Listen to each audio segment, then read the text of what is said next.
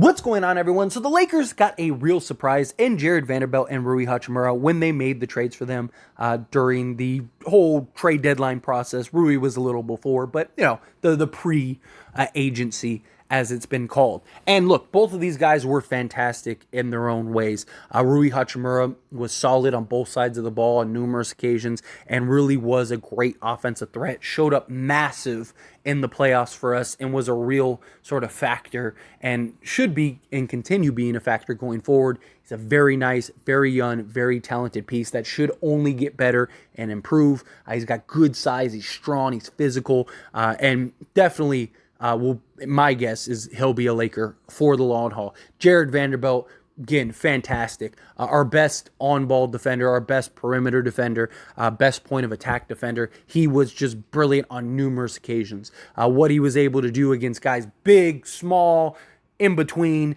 I mean, going from like Luka to Kyrie to like Brandon Ingram to Steph Curry to Klay Thompson. Like the list goes on. Ja Morant, right? Anthony Edwards, like.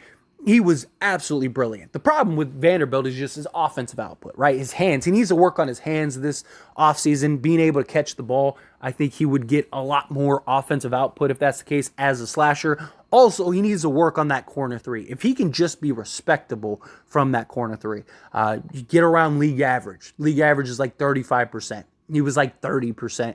But if he could just get to like 35%, somewhere around there to where teams at least have to respect it and they can't just leave him wide open, that would be perfect. And you'd have two really solid perimeter guys for the foreseeable future. But the Lakers definitely need more. Now, the Lakers definitely need a couple things, right? They need a center. I'd like another playmaker, scorer type guy.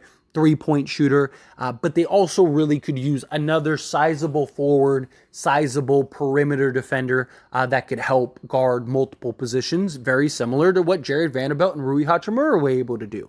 And one guy that comes to mind and definitely has links to the Los Angeles Lakers, and were even rumored earlier in the season for the Los Angeles Lakers, is Draymond Green. Now, before you go, no way, no how, blah, blah, blah, all that stuff, couple things. One, the Golden State Warriors have a couple of tough decisions to make, right? Even if they do want to run it back with their core guys, at some point they're going to have to make a decision to break it up.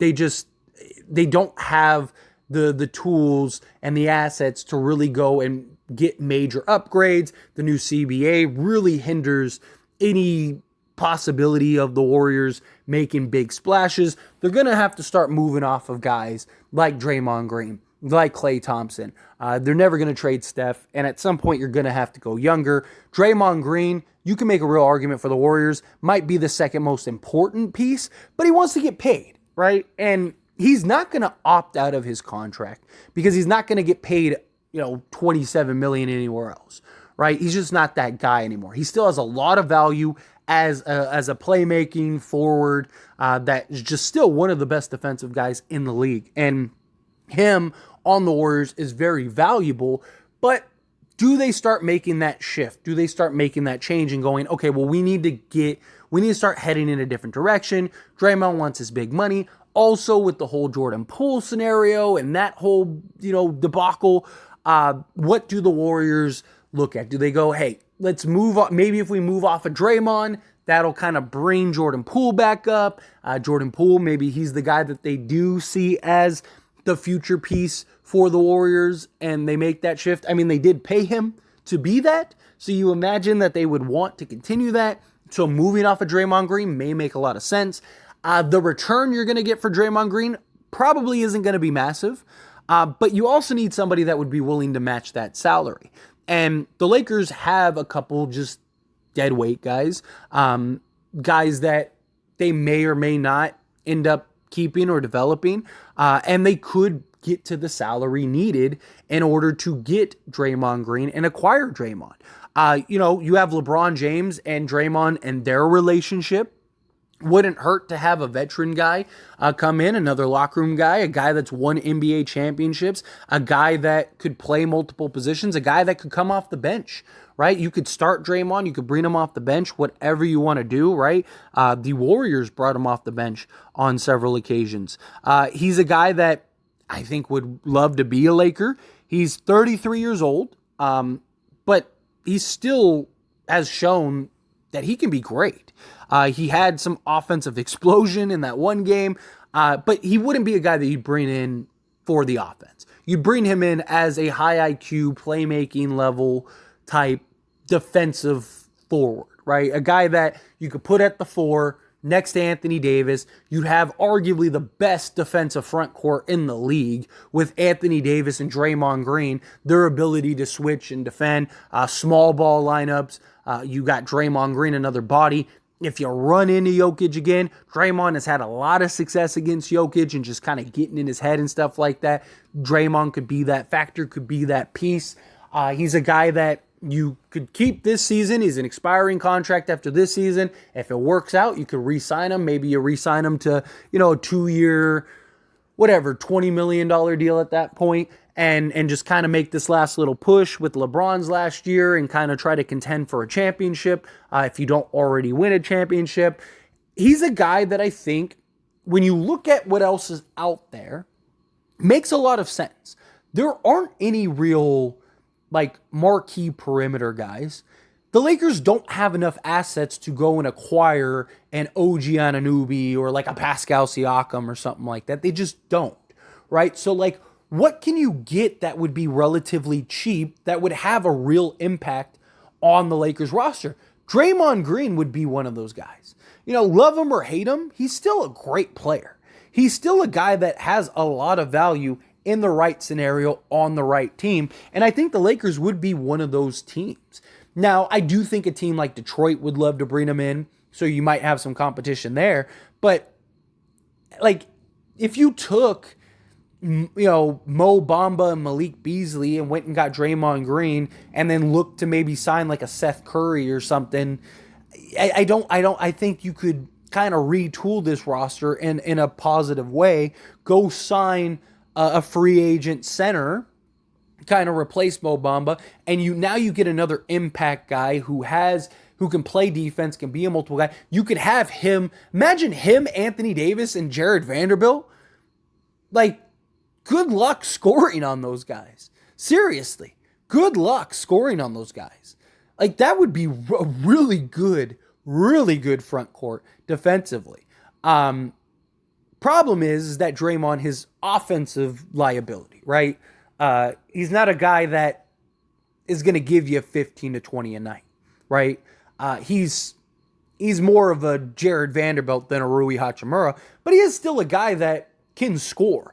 And him playing off the ball with LeBron James could make him even more impactful as a scorer. Because, look, the Lakers aren't going to run him the exact same way that Golden State did, right? He's not going to be on the ball as much as he was in Golden State, but he has the ability to, which is beneficial because LeBron wants to play off the ball as a secondary playmaker. But when LeBron does have the ball, Draymond Green always becomes a threat as a guy who could just catch it and be at the basket, and there you go. Put him at the dunker spot, stuff like that, right? And not just that, it's a guy that can play from the block. So you could run sets where where you have him slash, LeBron kicks it middle to him, and then you have another slasher or something like that, like a Reeves or whatever, and he's dumping it down to that guy, and you got this constant ball movement. You could run so many different sets because of his ability to play make. Your defense would be elevated, and we already had a top defense. It would be even better with Draymond. Right? You could have Draymond start. You could have him come off the bench. I think he would have a bigger impact than Mo Bamba would, and very likely a bigger impact than both Malik Beasley and Mo Bamba would, unless Malik Beasley turns his shooting around. And if you're the Warriors, you get another shooter in Malik Beasley. You get a young center that can spread the floor also that you can kind of work with. Or if you want, you just waive both of them and you clear the cap space. Right? That's something that they could do. And maybe you get, a future pick or something like that. I wouldn't trade the 17th pick or maybe I'd trade a couple seconds for him. But I wouldn't trade the 17th pick. I think it just comes down to what is the asking price? Do the Warriors just kind of want to move off of him and get what they can? Right?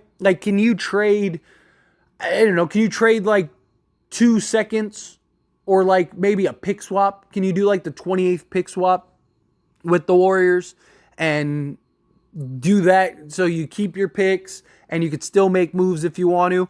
Do you trade D'Lo back for him?